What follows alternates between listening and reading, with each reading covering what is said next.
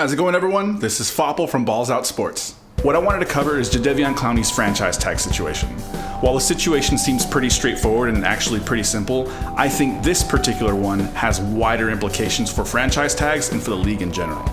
To recap, this past Monday, July 15th, there was a deadline that passed that said that franchise tagged players could no longer sign long-term deals with that team. Robbie Gould and Jadeveon Clowney were the only players who had not signed their franchise tender and had not signed long-term deals. Robbie Gould ended up getting his long-term deal with the 49ers, which meant that Jadeveon Clowney was the only player who had yet to sign a long-term deal or sign his franchise tender. Since the passing of this July 15th deadline, Jadeveon Clowney is now only eligible to play under the franchise tag, but he has yet to sign his tender again. What that basically means is Jadeveon Clowney is sort of a restricted free agent, ineligible to play in games, and ineligible to really do anything. Tying this into last year, Le'Veon Bell was in a similar situation.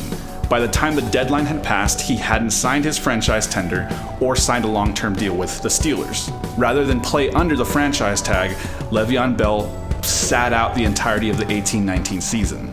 Now, despite article after article saying that he was going to come back at some point in the season, Le'Veon Bell made it really clear that he wasn't going to play without a deal, which meant that once that deadline passed, he wasn't going to play. Now, while Jadeveon Clowney hasn't come out and said he won't play under the franchise tender, the fact that he hasn't so far leads me to believe that he's not going to play, which means he's going to sit out the entirety of the 19-20 year. Jadeveon Clowney in this situation actually has all the leverage in the world. He's an injury-prone player who's played, I think, only 60 plus games out of a possible 80. He's relatively young at 26 years old, and he's at worst an above-average player. What Jadeveon Clowney does with this situation will mean a lot for franchise tags going forward. If not for every single player, at least the high-profile ones. Why would Clowney play? He has absolutely nothing to gain other than a fully guaranteed contract, but he actually has a lot to lose. What if he gets injured? The payday he was wanting and expecting isn't gonna come. While the situation didn't exactly work out the way Le'Veon Bell was hoping it was going to, the fact that two players in 2 years will be in this same situation means that it's not gonna go away. For example, Julio Jones, one of the top receivers in the league, has 2 years left on his contract. Now, he's come out and said that he won't hold out for a contract, and his relationship with the owner is supposedly very strong, very good. But let's say 2 years pass and he hasn't gotten that new contract. The Falcons will obviously franchise tag him because they don't want to lose him as a player. If the Falcons and Julio Jones don't come to terms on a deal, Julio Jones, being the high-profile player he is, at that point has all the leverage in the world.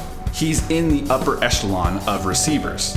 Why would he play on a 1-year deal, even if it's fully guaranteed, when if he gets injured, it puts his entire career at risk? Whereas playing under a long-term deal gives him some guaranteed money through the life of the contract.